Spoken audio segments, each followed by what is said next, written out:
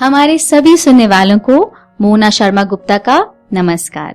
पंचतंत्र की कहानी के इस कार्यक्रम में आपका हार्दिक स्वागत। आज किस विषय पर चर्चा की जाए? चलिए ये बताइए कि जब दो लोगों में बहस चल रही होती है तो उन्हें क्या करना चाहिए? अपने डिफरेंसेस रिजॉल्व करने की कोशिश करनी चाहिए। पर कभी कभी ऐसा भी होता है कि बहस करने वाले किसी तीसरे की मदद या राय चाहे, थर्ड पार्टी इंटरवेंशन। ऐसा हो सकता है, ऐसा होता भी है, पर ये देखना जरूरी है कि आप सुलह करवाने के लिए किसे कहते हैं। आइए अब रुख करते हैं हमारी आज की पंचतंत्र की कहानी की ओर।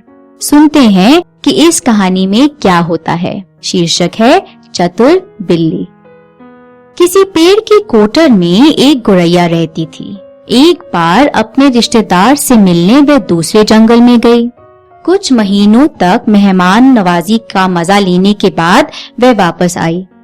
जब वह गौरैया वापस आई तो उसने देखा कि उसके घर पर एक खरगोश ने कब्जा जमा लिया है।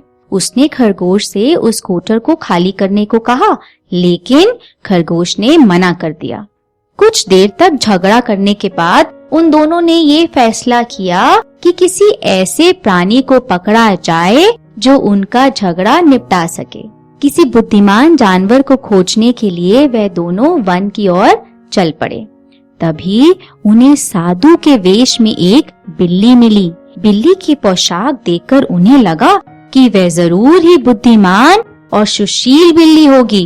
उन्होंने बिल्ली को पूरी कहानी सुनाई और न्याय करने को कहा। बिल्ली ने ऐसे ढोंग किया जैसे वाकई उनकी बात सुन रही हो। उसके बाद बिल्ली ध्यान लगाने की मुद्रा में चली गई। साथ में वह कुछ मंत्र भी पढ़ने लगी। कुछ देर बाद बिल्ली ने अपनी आंखें खोली और कहा, मैंने अभी अभी भगवान से बात की है और उनसे तुम्हारे लिए एक संदेश लाई हूँ, लेकिन भगवान का संदेश सुनने से पहले तुम्हें तत्मस्तक होकर मेरा आशीर्वाद लेना होगा। ऐसा सुनकर गौरैया और खरगोश बिल्ली के सामने सिर झुकाकर खड़े हो गए और सोचा कि बिल्ली कोई ना कोई हल तो जरूर ही निकाल देगी। लेकिन बिल्ली ने झट से दोनों को अपना निवाला बना दिया।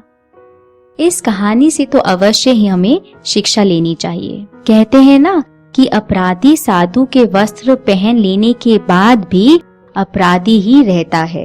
अगर आपको किसी की सहायता चाहिए तो पहले जांच करें कि मीडिएटर कोई ढोंगी तो नहीं।